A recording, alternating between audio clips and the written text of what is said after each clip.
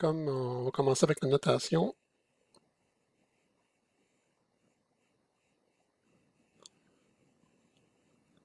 Donc, si on veut parler de la dérivée de la fonction f par rapport à sa im variable, la variable x indice i, on va le noter avec un d arrondi qu'on va appeler del, donc, ou d rond, qu'on peut voir aussi dans la littérature. Donc del f del xi, la dérivée partielle de la fonction f par rapport à sa im variable.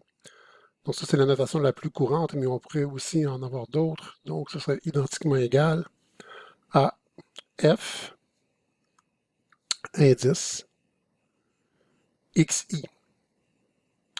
Donc, si je mets un indice à une fonction qui ne devrait pas en avoir par ailleurs, ça laisse entendre qu'il s'agit d'une dérivée. Donc, dériver la fonction f par rapport à la variable xi. Quelquefois, on va spécifier qu'il s'agit bien d'une dérivée en mettant également un symbole de dérivation habituelle qui est le prime. Donc, f xi. C'est prime f' par rapport à xi, la dérivée de f par rapport à xi. Et on peut aussi utiliser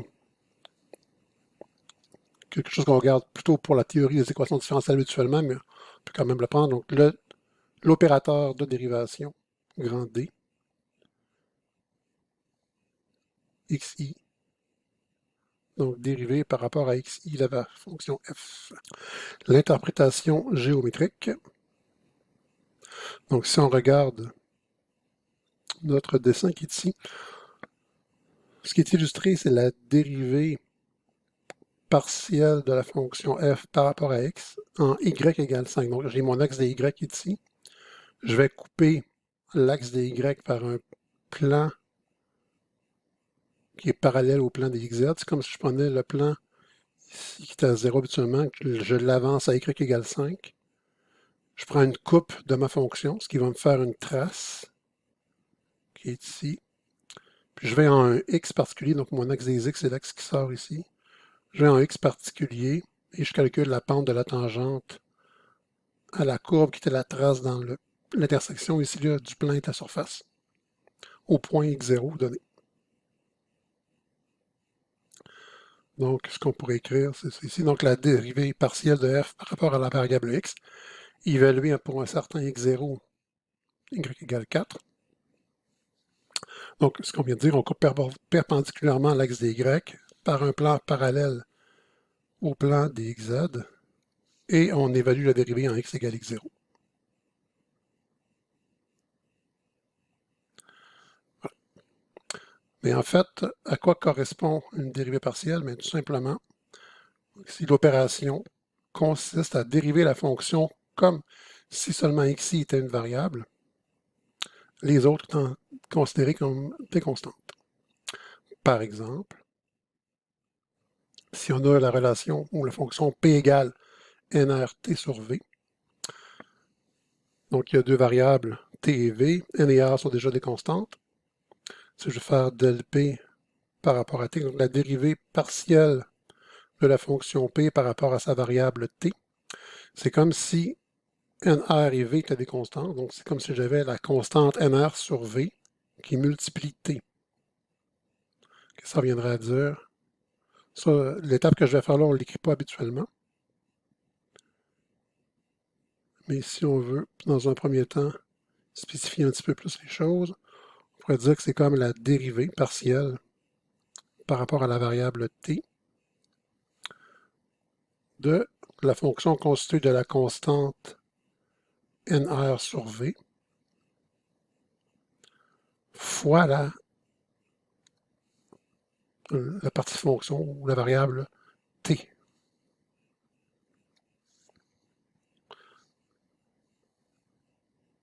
Donc, la dérivée d'une constante fois une fonction, c'est la constante, fois la dérivée de la fonction, mais la dérivée de t, c'est 1. Donc, on obtient nr sur v.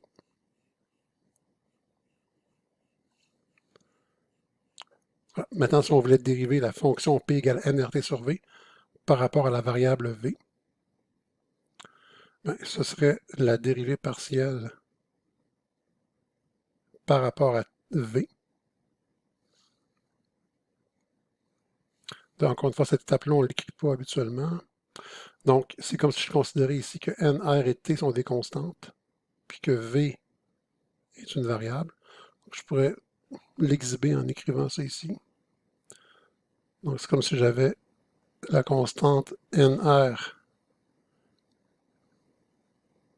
T qui multiplie 1 sur V, la partie variable de l'équation.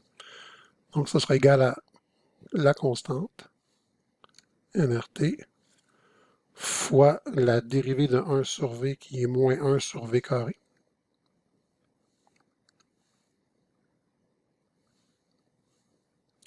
On va donc avoir comme dérivée moins nRT sur V carré.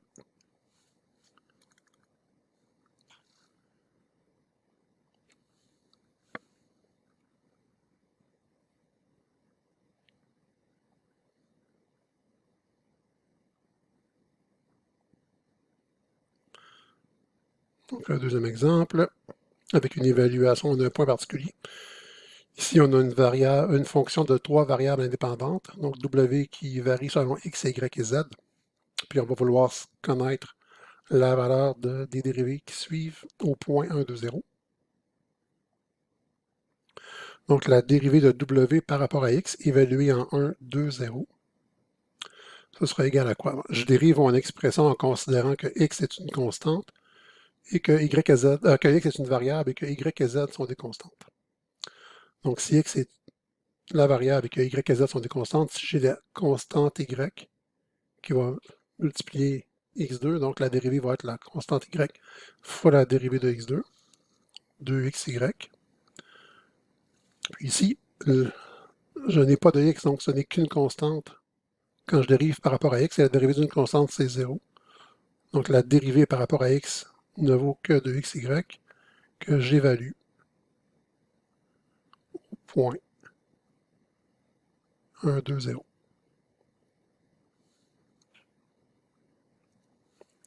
Donc on remplace x par 1, y par 2, z par 0. Ici, il n'y a pas de z. J'aurai donc 2 fois la valeur de x qui est 1 fois la valeur de y qui est 2, donc la dérivée vaut 4. Si on dérivait la même fonction, mais par rapport à y, bon, pour la partie gauche ici du plus, donc x2 est une constante, y est la variable. Donc x2 fois la dérivée de y qui est 1, on va donc avoir x2 plus. Puis si on dérive à droite du plus ici par rapport à y, donc coche de 5z est une constante puisqu'il n'y a pas de y. Donc la constante fois la dérivée de y2 qui est 2y, donc 2y fois coche de 5z.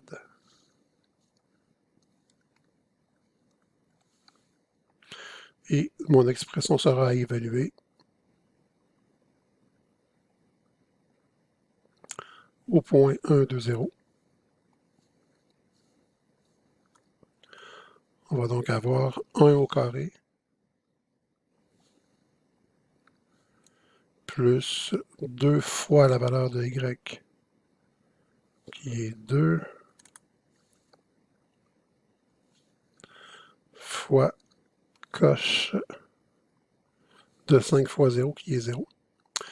Coche de 0, c'est 1, 1 fois 2, 2, 2 fois 2, 4 plus 1, 5. Finalement, la dérivée de w par rapport à z, point 1, 2, 0. Alors, x, y sont des constantes et z est une variable.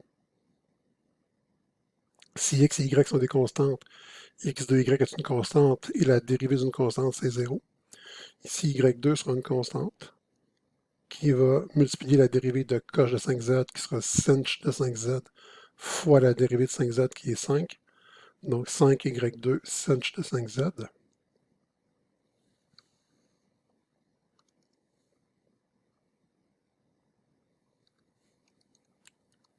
Évaluer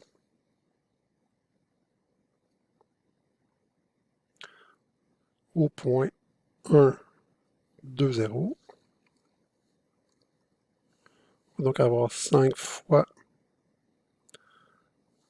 la valeur de y au carré fois sinh de 0. Sinh de 0 étant 0, on a 20 fois 0 qui donne 0.